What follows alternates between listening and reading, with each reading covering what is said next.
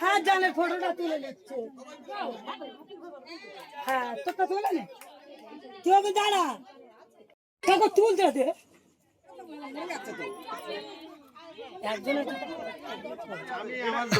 গন্ডগোল হবে কিন্তু তোমার বারবার বলে দিচ্ছি, না গন্ডগোল হবে। আমি তোমার যেটা বলি সার্ভে ফার্ভে না, তুমি বলে জব কার্ডে রিনিউ করতে এসো। এই রাত 10টার সময় জব ভিডিওটা কর, তুমি বললে কেন জব কার্ডে রিনিউ করতে এসো? তুমি বললে তো জব কার্ড রিনিউ করতে, জব কার্ড রিনিউ হচ্ছে, মেম্বারে ডাকছি আমি।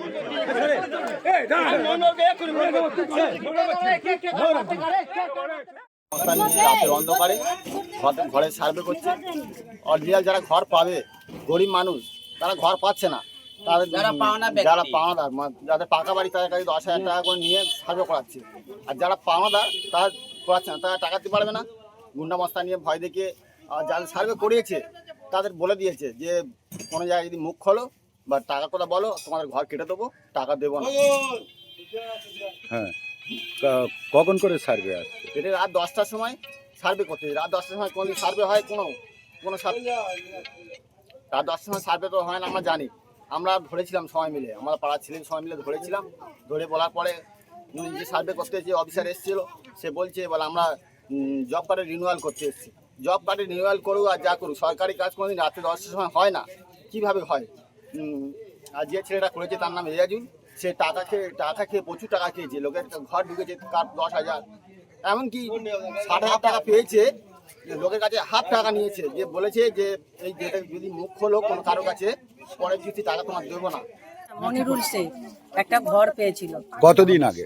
হ্যাঁ 15 বছর আগে, 12-13 বছর হয়েছে। 12-13 বছর হয়েছে। মেম্বার আমার কাছ থেকে 10,000 ক্যাশ টাকা নিয়েছে। বলে ক্যাশ 10,000 না, প্রথম বলেছে 5,000 দে, হ্যাঁ 5,000 দিলে তবে তোর ঘর দেবো। আলি ভাই আমরা গরিব মানুষ, কলকাতায় কাজ করে খাই, অত দিতে পারবো না। তা বলে 500 টাকা জমা দে, তোর স্বামীর নামে ঘর এসেছে। স্বামীর নামে ঘর আসতে 10,000 টাকা আমার কাছ থেকে ক্যাশ গুনে নিয়েছে, প্রথম কিস্তির টাকা গুনে নিয়ে আমার স্বামীর একটা ঘর দিয়েছে। আমার মেয়ে ছোটই থেকে এইখানে আছে, বিয়ে দিয়েছিলাম, স্বামী নেয় না, তার একটা মেয়ে 13 বছর। তা এজাউল কি করলো, ঘরের কাগজপত্র জমা নিচ্ছে। এজাউল বললাম মমতাজবু তোর মেয়ের নামে একটা কাগজ জমা দে। আমি কাগজ জমা দিলাম। ও আমার কাছে 20,000 টাকা চেয়েছে, যেটা তুই যদি 20,000 টাকা দিস তাহলে তোর মেয়ের ঘরটা ঢুইকে দেবো। এবার আমার স্বামীর ঘর একদম ভেঙে ঘর দুমড়ে গিয়েছিল। ও ফটো করেছে, ঘরে সামনে দাঁড় করে ঘরের ফটো নিয়েছে, আধার কার্ড, আই কার্ড, যা কাগজ নেবার সব কাগজ জমা নিয়েছে। জমা নিয়ে তার 15 দিন পরে মমতাজবু তোর মেয়ের নামে ঘর এসেছে। আমি তো শুনে খুব খুশি, একটা মেয়ের নামে ঘর এসেছে, আমি খুব খুশি। তার 3-4 দিন পরে বলছে এবু না, ও নামটা ভুল হয়েছে, তোর মেয়ের নামে আসে না, ও অন্য জনার নামে এসেছে। আইলি তুই আমার ঘরের ফটো নিলি, আমার মেয়ের সব ডকুমেন্ট জমা নিলি, নিয়ে আর তুই বলতেছি তোর নামে আসে না কেন? হ্যাঁ আমরা কি তোর টাকা দুবনি বলেছি? না, ও অন্য জন হারিয়েছে, তোর মেয়ের নামটা ভুল হয়ে গেছে বলে এইটা নিয়ে 4 বার আমি ওর কাছে কাগজ জমা দিয়েছি, আমার ঘর মেয়ে দেয়।